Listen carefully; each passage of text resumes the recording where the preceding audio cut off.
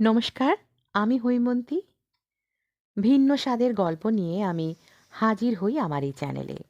আজকে বেছে নিয়েছি একটি রহস্য গল্প। জঙ্গলের মধ্যে রহস্যকে কেন্দ্র করে গড়ে উঠেছে আজকের গল্প। গল্পের নাম বোমাই বুড়ুর জঙ্গলে। রচনা বিভূতিভূষণ বন্দ্যোপাধ্যায়। শুনতে থাকুন আজকের গল্প।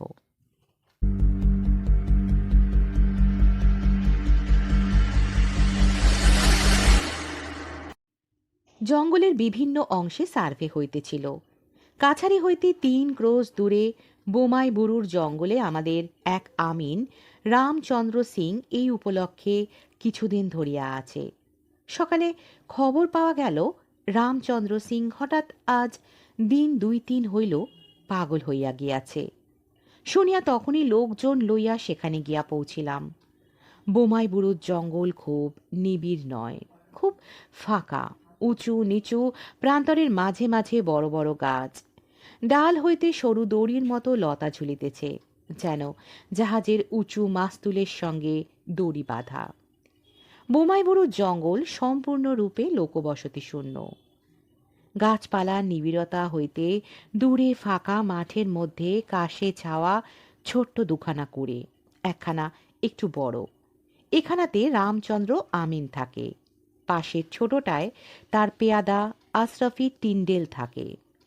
রামচন্দ্র নিজের কাঠের মাচার ওপর চোখ বুজিয়া শুইয়াছিল। আমাদের দেখিয়া ধড়মড় করিয়া উঠিয়া বসিল। জিজ্ঞাসা করিলাম, কি হয়েছে রামচন্দ্র, কেমন আছো? রামচন্দ্র হাত জোড় করিয়া নমস্কার করিয়া চুপ করিয়া রহিল। কিন্তু আশরাফি টিন্ডেল সে কথার উত্তর দিল। বলিল, বাবু, একটা বড় আশ্চর্য কথা। আপনি শুনলে বিশ্বাস করবেন না। আমি নিজেই কাছারিতে গিয়ে খবর দিতাম, কিন্তু আমিন বাবুকে ফেলে যাই বা কি করে। ব্যাপারটা এই, আজ কদিন থেকে আমিন বাবু বলছেন একটা কুকুর এসে রাত্রে তাকে বড় বিরক্ত করে। আমি শুই এই ছোট ঘরে, আমিন বাবু শুয়ে থাকেন এখানে। ২-৩ দিন এইরকম গেল। রোজই ইনি বলেন, আরে কোত্থেকে একটা সাদা কুকুর আসে রাত্রে। মাচার ওপর বিছানা পেতে শুই, কুকুরটা এসে মাচার নিচে কেউ কেউ করে, গায়ে ঘেঁস দিতে আসে। শুনি, বড় একটা গা করি না। আজ ৪ দিন আগে উনি অনেক রাত্রে বললেন, আশরাফি, শিগগির এসে বেরিয়ে, কুকুরটা এসেছে।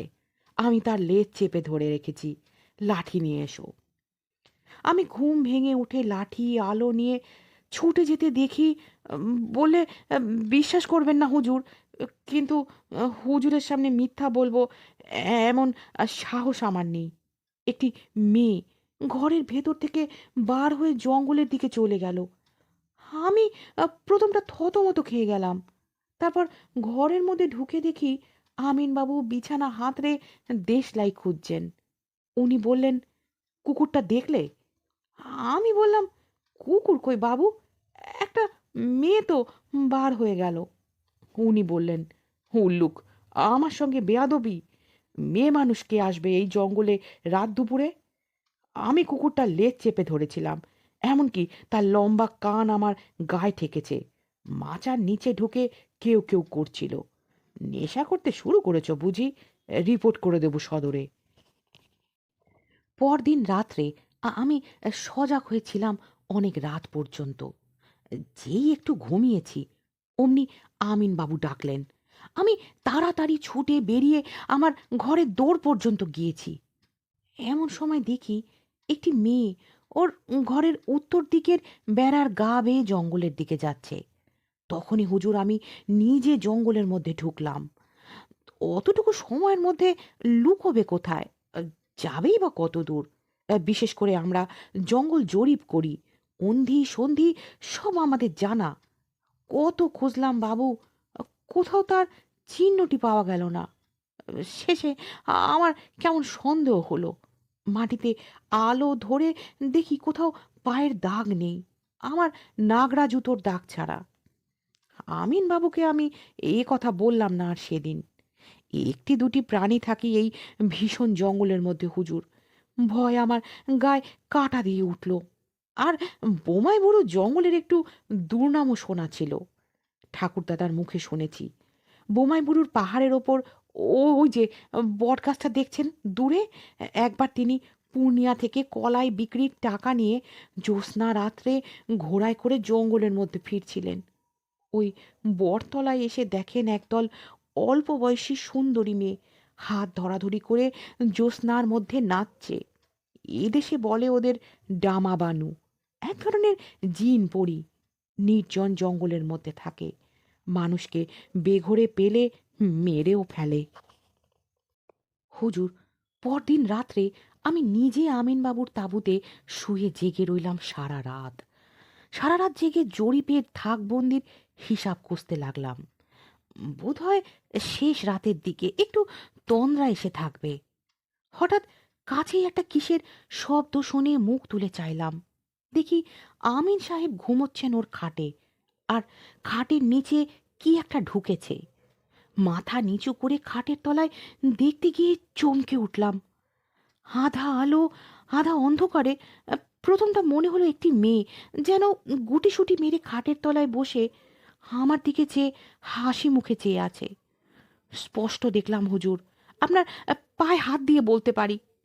এমনকি তার মাথায় বেশ কালো চুলের গোছা পর্যন্ত স্পষ্ট দেখেছি।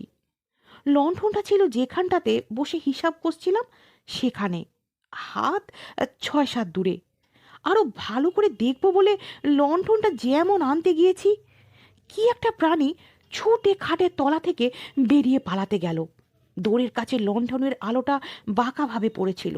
সেই আলোতে দেখলাম একটা বড় কুকুর, কিন্তু তার আগা গোড়া সাদা হুজুর, কালোর চিহ্ন কোথাও নেই তার গায়ে। আমিন সাহেব জেগে বললেন, কি কি? বললাম, ও কিছু নয়, একটা শেয়াল কি কুকুর ঘরে ঢুকেছিল। আমিন সাহেব বললেন, কুকুর? আহ, কিরকম কুকুর? বললাম, সাদা কুকুর।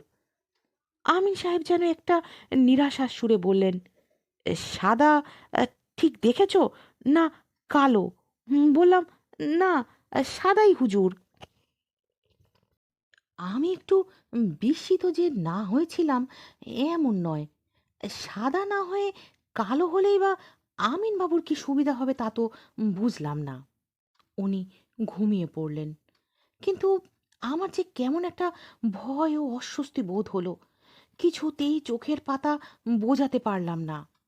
খুব সকালে উঠে খাটের নিচটা একবার কি মনে করে ভালো করে খুঁজতে গিয়ে সেখানে এক গাছা কালো চুল পেলাম। এই সেই চুলও রেখেছি হুজুর, মেয়ে মানুষের মাথার চুল। কোথা থেকে এলো এই চুল? দিব্যি কালো কুচকুচে নরম চুল।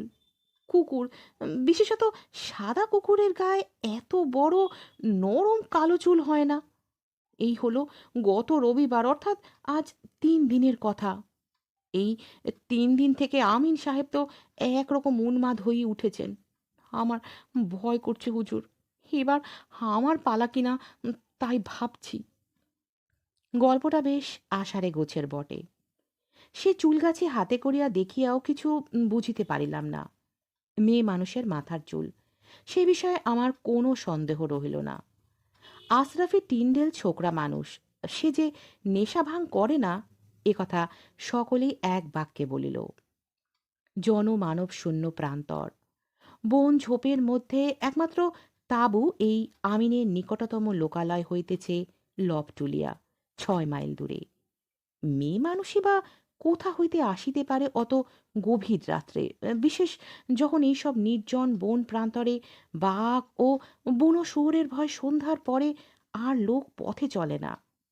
যদি আশরাফি টিন্ডেলের কথা সত্য বলিয়া ধরিয়া লই, তবে ব্যাপারটা খুব রহস্যময়। সেখানকার তাঁবু উঠাইয়া রামচন্দ্র আমিন ও আশরাফি টিন্ডেলকে সদর কাছারিতে লইয়া আসিলাম। রামচন্দ্রের অবস্থা দিন দিন খারাপ হইতে লাগিল। ক্রমশ সে ঘোর উন্মাদ হইয়া উঠিল। সারা রাত্রি চিৎকার করে, বকে, গান গায়। ডাক্তার আনাইয়া দেখাইলাম, কিছুতেই কিছু হইল না। অবশেষে তাহার এক দাদা আসিয়া তাহাকে লইয়া গেল। এই ঘটনার একটা উপসংহার আছে, যদিও তাহা ঘটিয়াছিল বর্তমান ঘটনার ৭-৮ মাস পরে, তবুও এখনই তাহা বলিয়া রাখি। এই ঘটনার ৬ মাস পরে চৈত্র মাসের দিকে দুটি লোক কাছারিতে আমার সঙ্গে দেখা করিল। একজন বৃদ্ধ, বয়স ৬০-৬৫ কম নয়, অন্যটি তার ছেলে, বয়স ২০-২২। তাদের বাড়ি বালিয়া জেলায়। আমাদের এখানে আসিয়াছে চড়িমহাল ইজারা লইতে, অর্থাৎ আমাদের জঙ্গলে খাজনা দিয়া তাহারা গরু মহিষ চড়াইবে। অন্য সব চড়িমহাল তখন বিলি হইয়া গিয়াছে। বোমাইবুরুর জঙ্গলটা তখনও খালি পড়িয়াছিল, সেইটাই বন্দোবস্ত করিয়া দিলাম। বৃদ্ধ ছেলেকে সঙ্গে লইয়া একদিন মহাল দেখিয়াও আসিল। খুব খুশি, বলিল, খুব বড় বড় ঘাস হুজুর, বহুত আচ্ছা জঙ্গল। হুজুরের মেহরবানি না হলে অমন জঙ্গল মিলত না। রামচন্দ্র ও আশরাফি টিন্ডেলের কথা তখন আমার মনে ছিল না, থাকিলেও বৃদ্ধের নিকট তাহা হয়তো বলিতাম না, কারণ ভয় পাইয়া সে ভাগিয়া গেলে জমিদারের লোকসান। স্থানীয় লোকেরা কেহই ও জঙ্গল লইতে ঘেঁষে না রামচন্দ্র আমিনের সেই ব্যাপারের পরে। মাসখানেক পরে বৈশাখের গোড়ায় একদিন বৃদ্ধ লোকটি কাছারিতে আসিয়া হাজির, মহা রাগত ভাব। তার পিছনে সেই ছেলেটি কাচু মাচু ভাবে দাঁড়িয়ে। বলিলাম, কি ব্যাপার? বৃদ্ধ রাগে কাঁপিতে কাঁপিতে বলিল, এই বাদরটাকে নিয়ে এলাম হুজুরের কাছে দরবার করতে। ওকে আপনি পা থেকে খুলে ২৫ জুতো মারুন, ও জব্দ হয়ে যাক। কি হয়েছে কি? হুজুরের কাছে বলতে লজ্জা করে। এই বাদর এখানে এসে পর্যন্ত বিগড়ে যাচ্ছে। আমি ৭-৮ দিন প্রায় লক্ষ্য করছি। লজ্জা করছে বলতে হুজুর, প্রায় মেয়ে মানুষ ঘর থেকে বার হয়ে যায়। একটি মাত্র খোপড়ি, হাত আষ্টেক লম্বা, ঘাসে ছাওয়া, ও আর আমি দুজনে শুই। আমার চোখে ধুলো দিতে পারা অত সহজ কথা নয়। দুদিন যখন দেখলাম তখন ওকে জিজ্ঞেস করলাম, ও একেবারে গাছ থেকে পড়ল হুজুর। বলে, কই আমি তো কিছু জানি না। আরো ২ দিন যখন দেখলাম তখন একদিন দিলাম ওকে আচ্ছা করে মার। চোখের সামনে বিগড়ে যাবে ছেলে, কিন্তু তারপরেও যখন দেখলাম এই পরশু রাত্রেই হুজুর, তখন ওকে আমি হুজুরের দরবারে নিয়ে এসেছি। হুজুর শাসন করে দিন। হঠাৎ রামচন্দ্র আমিনের ব্যাপারটা মনে পড়িয়া গেল। জিজ্ঞাসা করিলাম, কত রাত্রে দেখেছ? প্রায় শেষ রাত্রের দিকে হুজুর, এই রাতের ২-১ ঘড়ি বাকি থাকতে। ঠিক দেখেছ? মেয়ে মানুষ? হুজুর, আমার চোখের তেজ এখনো তত কম হয়নি। জরুর মেয়ে মানুষ, বয়সও কম। কোনোদিনও পরনে সাদা ধোয়া শাড়ি, কোনোদিনও বা লাল, কোনোদিনও কালো। একদিন মেয়ে মানুষটা বেরিয়ে যেতেই আমি পিছন পেছন গেলাম। কাশের জঙ্গলের মধ্যে কোথায় পালিয়ে গেল টের পেলাম না। ফিরে এসে দেখি ছেলে আমার যেন খুব ঘুমের ভান করে পড়ে রয়েছে। ডাকতেই ধরমর করে উঠে দাঁড়ালো, যেন সদ্য ঘুম ভেঙে উঠল। এ রোগের ওষুধ কাছারি ভিন্ন হবে না বুঝলাম, তাই হুজুরের কাছে। ছেলেটিকে আড়ালে লইয়া জিজ্ঞাসা করিলাম, এসব কি শুনছি তোমার নামে? ছেলেটি আমার পা জড়াইয়া ধরিয়া বলিল, আমার কথা বিশ্বাস করুন হুজুর, আমি এর বিন্দু বিসর্গ জানি না। সমস্ত দিন জঙ্গলে মহিষ চড়িয়ে বেড়াই, রাতে মরার মতো ঘুমোই, ভোর হলে তবে ঘুম ভাঙে। ঘরে আগুন লাগলেও আমার হুঁশ থাকে না। বলিলাম, তুমি কোনোদিনও কিছু ঘরে ঢুকতে দেখনি? না হুজুর, আমার ঘুমোলে হুঁশ থাকে না। এই বিষয়ে আর কোনো কথা হইল না। বৃদ্ধ খুব খুশি হইল, ভাবিল আমি আড়ালে লইয়া গিয়া ছেলেকে খুব শাসন করিয়া দিয়াছি। দিন ১৫ পরে একদিন ছেলেটি আমার কাছে আসিল, বলিল, হুজুর, একটা কথা আছে। সেবার যখন আমি বাবার সঙ্গে কাছারিতে এসেছিলাম তখন আপনি ও কথা জিজ্ঞেস করছিলেন কেন, যে আমি কোনো কিছু ঘরে ঢুকতে দেখেছি কিনা? কেন বলো তো? হুজুর, আমার ঘুম আজকাল খুব সজাগ হয়েছে। বাবা ওই রকম করেন বলে আমার মনে কেমন একটা ভয়ের দরুনই হোক বা যার দরুনই হোক, তাই কদিন থেকে দেখছি রাত্রে একটা সাদা কুকুর কোথা থেকে আসে, অনেক রাত্রে আসে। ঘুম ভেঙে এক এক দিন দেখি সেটা বিছানার কাছেই কোথায় ছিল। আমি জেগে উঠলেই পালায়। সে এ কেমন বুঝতে পারে যে এইবার আমি জেগেছি? এরকম তো কদিন দেখলাম, কিন্তু কাল রাতে হুজুর একটা ব্যাপার ঘটেছে, বাবুজি জানে না। আপনাকেই চুপি চুপি বলতে এলাম। কাল অনেক রাত্রে ঘুম ভেঙে দেখি কুকুরটা ঘরে কখন ঢুকেছিল দেখিনি, আস্তে আস্তে ঘর থেকে বার হয়ে যাচ্ছে। সেদিকের কাঠের বেড়ায় জানলার মাপে কাটা ফাঁক। কুকুর বেরিয়ে যাওয়ার পর বোধহয় পলক ফেলতে যতটা দেরি হয়, তারপরেই আমার সামনে জানলা দিয়ে দেখি একটা মেয়ে মানুষ জানলার পাশ দিয়ে ঘরের পেছনে জঙ্গলের দিকে চলে গেল। আমি তক্ষুনি বাইরে ছুটে গেলাম। কোথাও কিছু না। বাবাকেও জানায়নি, বুড়ো মানুষ ঘুমোচ্ছে। উম, ব্যাপারটা কি হুজুর, বুঝতে পারছি নে। আমি তাহাকে আশ্বাস দিলাম, ও কিছু নয়, চোখের ভুল। বলিলাম, তাহাদের যদি ওখানে থাকিতে ভয় করে, তাহারা কাছারিতে আসিয়া শুইতে পারে। ছেলেটি নিজের সাহসহীনতায় বোধ করি কিঞ্চিত লজ্জিত হইয়া চলিয়া গেল। কিন্তু আমার অস্বস্তি দূর হইল না। ভাবিলাম, এইবার কিছু শুনিলে কাছারি হইতে 2 জন সিপাহী পাঠাইব রাত্রে ওদের কাছে শুইবার জন্য।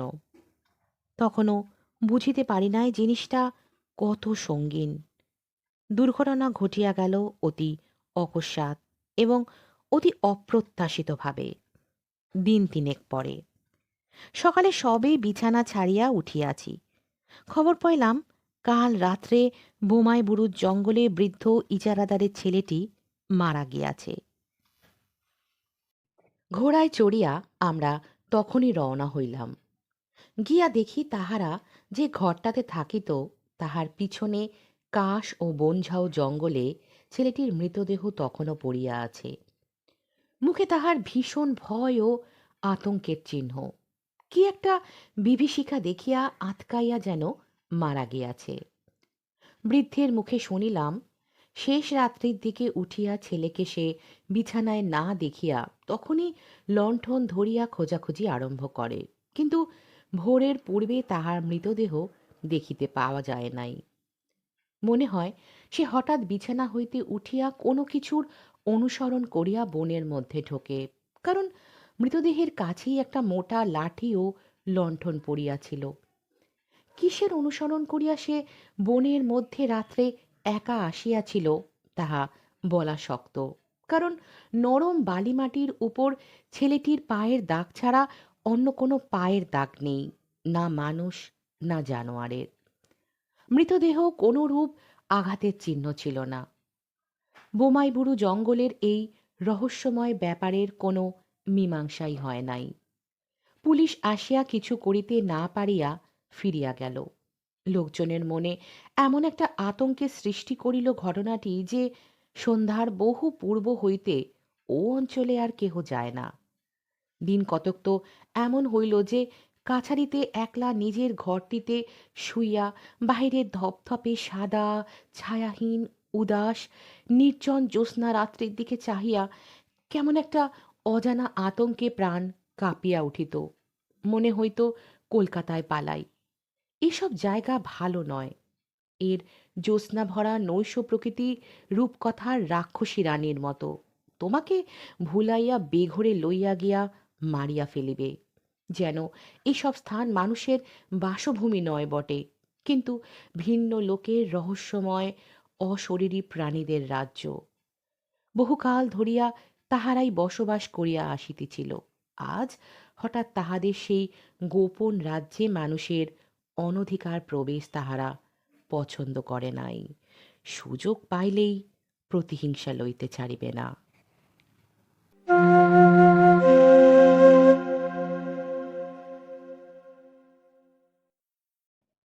এতক্ষণ শুনছিলেন বোমাই বুরুর জঙ্গলে। গল্পটি আপনাদের কেমন লাগলো অবশ্যই কমেন্টের মাধ্যমে জানাবেন। আপনাদের কমেন্ট আমাকে আমার কাজে উৎসাহিত করে। আর যদি গল্পটি আপনাদের ভালো লেগে থাকে তাহলে অবশ্যই গল্পটিকে লাইক করবেন, আপনাদের আত্মীয় পরিজন বন্ধু বান্ধবের মধ্যে শেয়ার করবেন এবং আমার এই চ্যানেলটিকে সাবস্ক্রাইব করে পাশে থাকবেন। আর হ্যাঁ, নোটিফিকেশন বেলটা অবশ্যই অন করে রাখবেন, যাতে আমি যখনই কোনো নতুন গল্প দেব আপনারা জানতে পারবেন। আজকের মতো এখানেই বিদায় নিচ্ছি। ফিরে আসবো আবারও ভিন্ন স্বাদের গল্প নিয়ে।